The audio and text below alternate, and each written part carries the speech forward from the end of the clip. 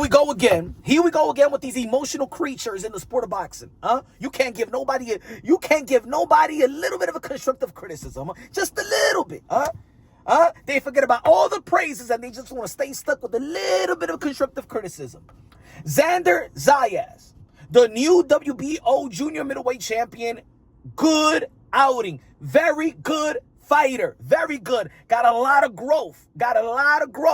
You know what I'm saying? Very young. Still not at his prime. Not even close to his prime. But Xander Zayas yesterday did not give me that statement victory. Like, this Xander Zayas could be Virgil Ortiz, could be Fundora, could be Jamel Charlo. Jamel Charlo decides to come back to his division. You know what I'm saying?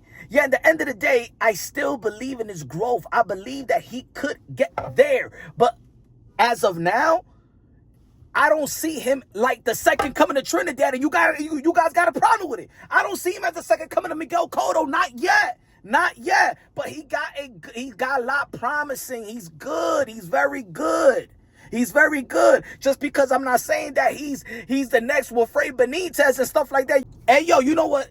Xander Zayas reminds me of the Puerto Rican version of Devin Haney. He's the Rican Haney. Is that a problem? That's not a problem. Devin Haney is a good fighter. He's a high accomplished fighter, right? Young fighter, is a lightweight, recognized, undisputed, two division champion, currently still undefeated, even though that we all saw that Devin Haney got beaten up from pillar to post by Ryan Garcia. But at the end of the day, people getting mad. Look, Xander Zayas is not this knockout artist. He's not.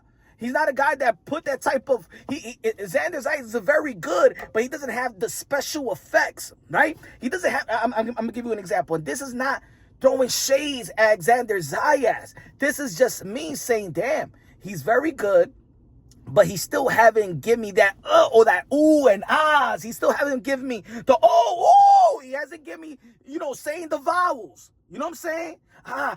He hasn't got me there yet, bro. You know what I'm saying? But that doesn't mean it's a diss. That doesn't mean it's a diss. See, Bam Rodriguez has given me the special effects. Teofimo Lopez, when he beat Richard Colby, and beating the likes of Josh Taylor, the way that he beat him to become a two-time lineal champion, special effects. Even Gervonta Tandy, when he beat Pedraza, special effects. You know what I'm saying? Even Ryan Garcia, when he beat Luke Campbell, special effects. You know what I'm saying? Like, who else?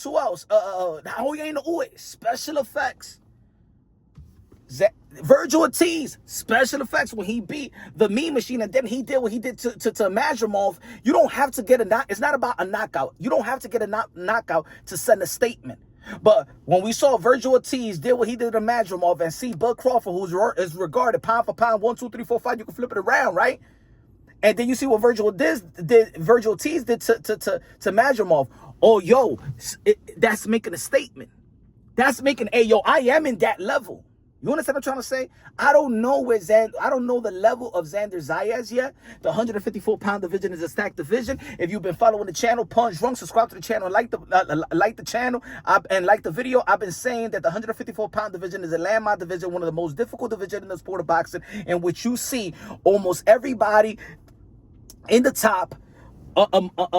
We see the vulnerabilities. It's not easy. I always said the 154-pound division is a landmine, and that's why I used to give a lot of credit to Jamel Charlo. The thing is, y'all didn't respect too much Jamel Charlo for whatever reason. Maybe because he was linked to PBC. I don't know. But the 154-pound division we've seen the vulnerabilities of Jamel Charlo, Tony Harrison, Tim Tszyu, Fundura, Mendoza. You know what I'm saying? Even Virgil Ortiz with Boachuk. You know what I'm saying?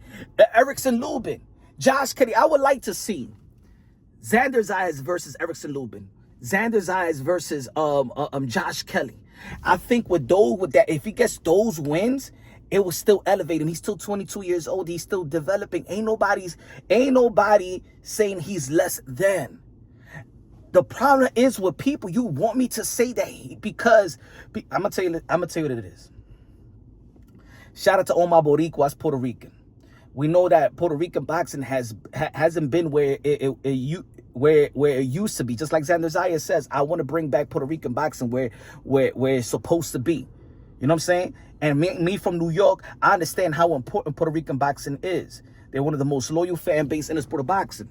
Especially in North America. So I know a lot of people is eager, especially in the Puerto Rican boxing community, is eager just to find that next Cotto, that next guy. Amanda Serrano, you already know, the most decorated champion, one of the most decorated champion in the history of the sport of boxing. I got her back 100%, and everybody knows that. I'm the #1 supporter of Amanda Serrano out here. That's Puerto Rican boxing. And I don't want y'all to come out here and tell, and I don't like the people that like to divide the brothers, the first cousins, Puerto Ricans and Dominicans. You know what I'm saying? Every time a Dominican doesn't overly praise a Puerto, oh, you gotta be Dominican, oh, you gotta be. No, man, I don't even praise even Dominican fighters like that. You know what I'm saying? I don't overly praise. I haven't. Rohan Polanco, very, very good, very, very good. He need a step up fight, right? Carlos Adames got robbed, right? Doing pretty good in the middleweight division. Gotta be more active, right? Santana, good. You know what I'm saying? There's a couple in Dominican, but Puerto Rican got their champion as well. Subriel Matias just became a champion once again, or forced to be reckoned with in the 140-pound division, right? But Xander Zayas hasn't stole the show like Emiliano Vargas has done. You know what I'm saying? Like Teofimo Lopez did with Bud Crawford when he beat Richard Comey, right? And stole the show in Madison Square Garden. Xander Zayas hasn't given that type of performance, that statement performance, that oohs and ah performing yet. But he has all the ingredients to give us that. He's 22 years old. I don't even overly criticize Xander Zayas because he's still young. You know what I'm saying? I'm gonna wait on it. Look. People was waiting on Kid Austin, right, to give us that type of statement victory, and he did versus Tevin Farmer. Before that, he had two decision victories, right? And people started questioning, oh, is he really saying, is he really a hype, or is the real deal?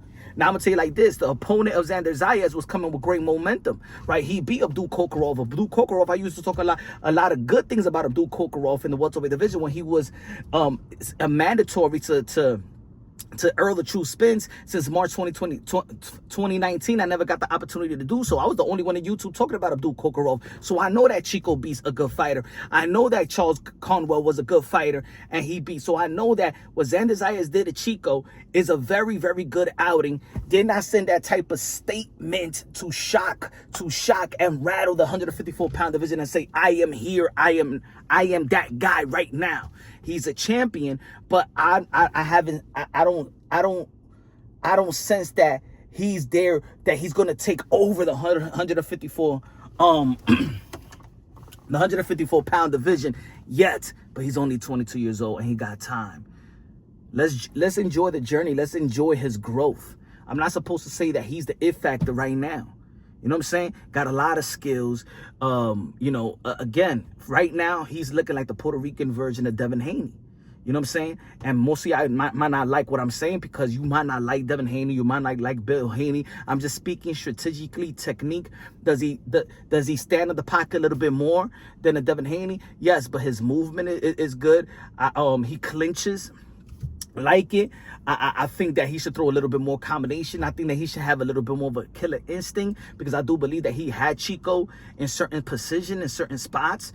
I even said that he's scientifically breaking him down by jabbing the arm like he was doing yesterday, and I love that. I even tweeted that.